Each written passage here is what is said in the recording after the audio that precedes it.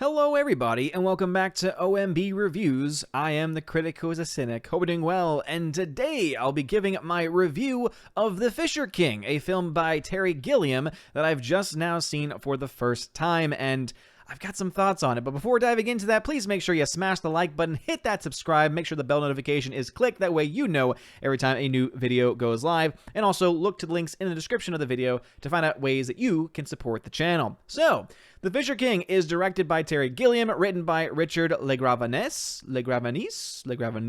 I'm not exactly sure how to pronounce his last name. He is known for films such as Freedom Riders, which was actually a pretty well-written film. P.S. I Love You, which is a great rom-com. Not really a rom-com, more of a romantic film.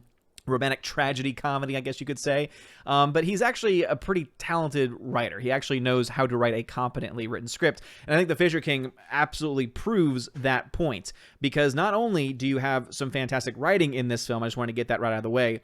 The thing that, to me, makes this film probably one of the best Terry Gilliam films that I've seen up to this point is the cast. He gets every single casting choice in this film completely perfect for all of his characters. He's got Jeff Bridges in this film, who plays Jack Lucas, who plays essentially a shock jock, who eventually, I guess we'll talk, spoiler warning, this film did come out in 1991, so obviously it is far past the time of talking about the plots and talking about spoilers for this film, but if you don't want to know anything about the movie, which, by the way, is very, very good, then you might not want to watch this video. So Jeff Bridges plays this shock jock who eventually loses his job, loses his position, stops working because he is talking to someone live on air, giving them advice, basically saying to them, hey, you think that you found love, you really haven't found love, all these people are completely ridiculous, they're all evil. And what happens is the guy hears everything he says and goes off with a shotgun and kills a bunch of people in a restaurant before eventually taking his own life. And so he sees this on a television screen. You know, he's living the high life, living in a great apartment, obviously just, you know, kind of living it up. All of a sudden, he sees this news report and sees that his face is on the screen. He's like, oh, I am responsible for this. And the acting part, the part where you see him have that initial reaction of knowing he is the one responsible for this person who took all these people's lives and took his own life, is just incredible acting. Honestly, incredible acting from Jeff Bridges. This might be his best acting role that I've ever seen. And this is, you know, I would say that there are a lot of performances you can look to in his career. I would say a lot of people probably more recently would say films like Crazy Heart were movies that really showed, you know, were a really good showcase of his acting talents, or a more recent film even like the reboot of the role where he basically played Rooster Cogburn. But I will say that I think this is by far his best performance to date thus far, because it's those moments when he's starting to realize what's going on, when he's starting to figure out things that are going on in his life, especially when he figures out his responsibility in this part, is incredible. Like, honestly, it is just groundbreaking stuff. Robin Williams, of course, I think is the one that steals the show here. He gives a performance that is both this element of, and it's a performance that only Robin Williams could give, because he understands how to go from comedic to dramatic, how to go from getting an emotional response out of you of laughter to getting an emotional response out of you of tears or of sorrow.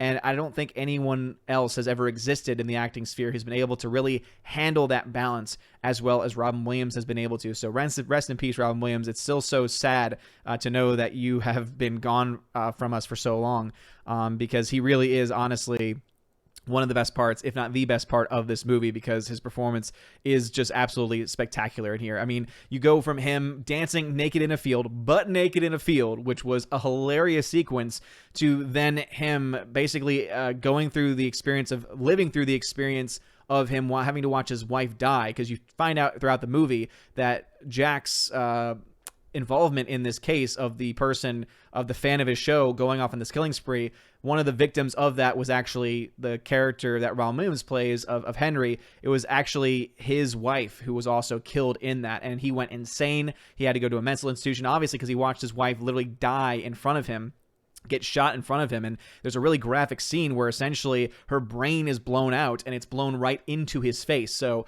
it's one of those things where it's disturbing visually, but also this is where Terry Gilliam's talents comes in, because he knows how to craft images, right? We already know he's got tremendous artistic talent. all the films that he makes always has this element of fantasy to it, and this element of just creativeness to it, and really just artistic approach in everything that he does. There's a great sequence where Robin Williams is watching a character that he's in love with, played by Amanda Plummer, who plays the character Lydia. Great acting, great performance for that part, for that role. But there's a sequence where he's going through, I want to say it looks like Grand Central Station, and you have all of a sudden everyone starts to waltz with each other. Everyone starts to dance with each other, and it's this fantasy-esque where he's looking at her, and obviously he's feeling his emotions, and then eventually it just transitions from some of them all dancing and all waltzing together, and it's like, you know, women and women, men and men, men and women, like all these different groups. There's two nuns, like they're all just dancing, right? They're all just dancing, and you can just tell that they're all having fun as they're doing this on set, and then eventually it transitions over into him following this woman, following Lydia again. And just the way that it's done is just done in, again, that very stylized artistic approach that Terry Gilliam is known for, and it just works so very well. And it works throughout the entire movie, especially when Robin Williams is having these flashes, essentially, of the Red Knight, this fear that he has, this thing that he's running from. He believes that he's on a crusade. He believes that he's been called by God to find the Holy Grail, which happens to be in this millionaire's, you know, very rich person's house somewhere. And he believes all of this stuff, right? Because obviously he's had this psychotic break. But what's truly amazing is that you find out that the reason why he's afraid, the fear that he's running from his entire life, is the death of his wife. And it leads all the way up until this end point where Jeff Bridges' character, he's getting back on to things. He feels better about himself, better about his life, because he's been helping Robin Williams get through some stuff. Right, it finally helps him go on a date essentially with Lydia, who he's been in love with, and so he feels better. He starts to go back to work, and all of a sudden, then he finds out that Robin Williams had this experience where all of a sudden he feels this love for this woman, for this new woman in his life, who he'd been following for a long time. But they have this first kiss after he just dumps all of his emotions out there, which again is very incredible.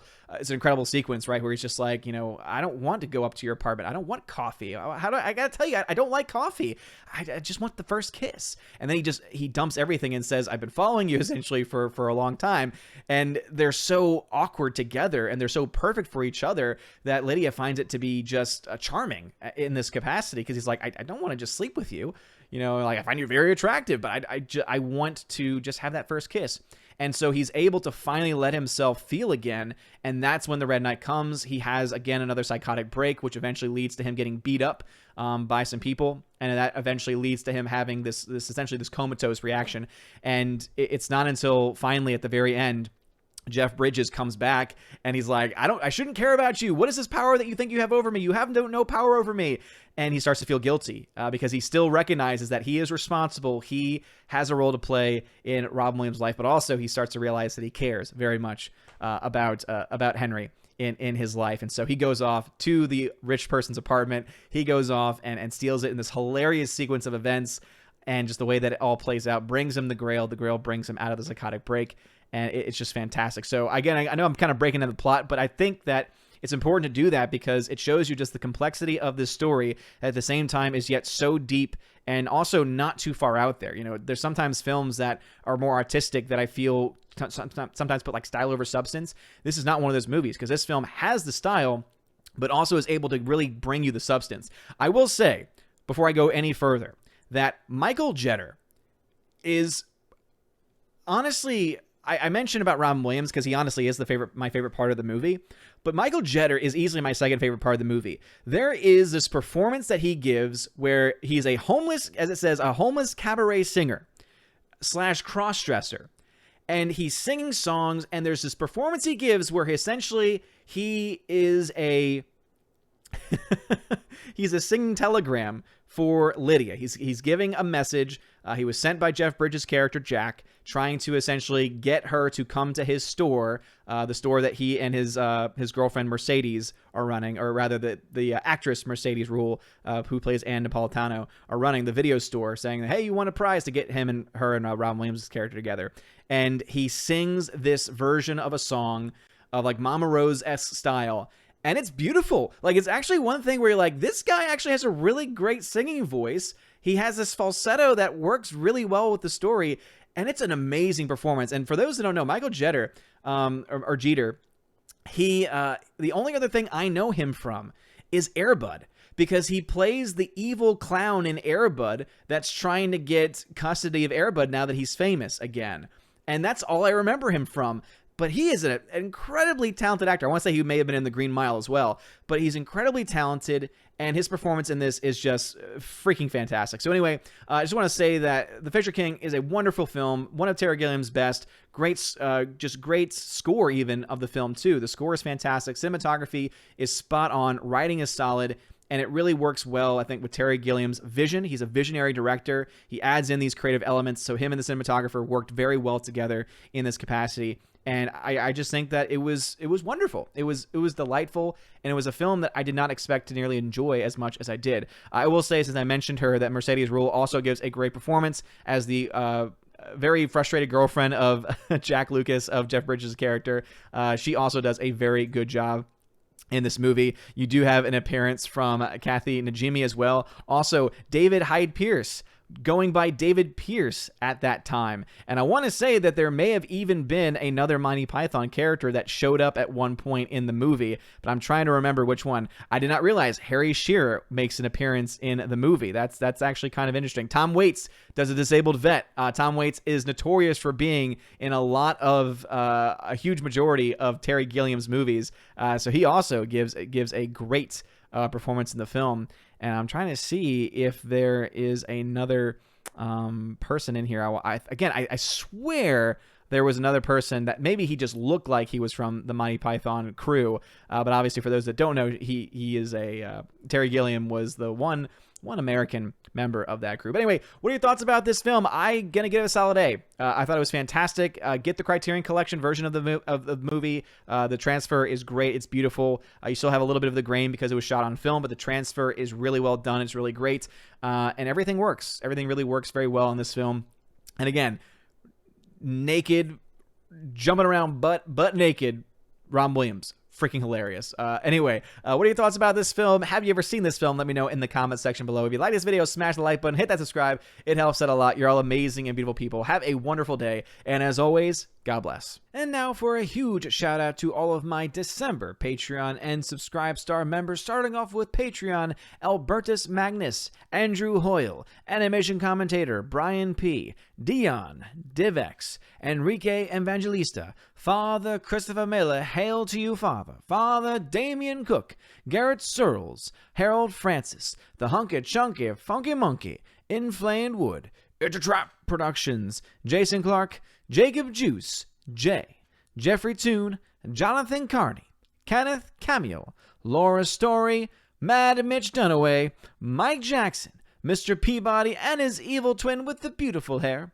On to June, Orange Hat Reviews, Out of Step with Reality, Outpost Dyer, Riff Magos, Rosetta Allen, Steve Glasker, Miss Martin Muses, also known as Teresa Martin, Theodore Bendon, Tina Bogend, Tina B, and the Modern Major General, Laura Story. Gotta give you that shout out for that one time that you were doubled up. Thank you very much for being my Patreon members. And now a huge shout out to all of my December Subscribe Star members we have over there with Stand For, Perpetual Punster, Robert Revo, Mr. Roy, Glinzer, Darkstar 57, J. Alex McCarthy Jr., US 888209 Fast, Dean Heiss, J-Rod the Beer Guru, Nevadan G. Adams, and ZK Man. Thank you all so much for being my Patreon and Subscribe Star members. If you want your name shouted out at the end of every video and live stream on the main channel, please consider joining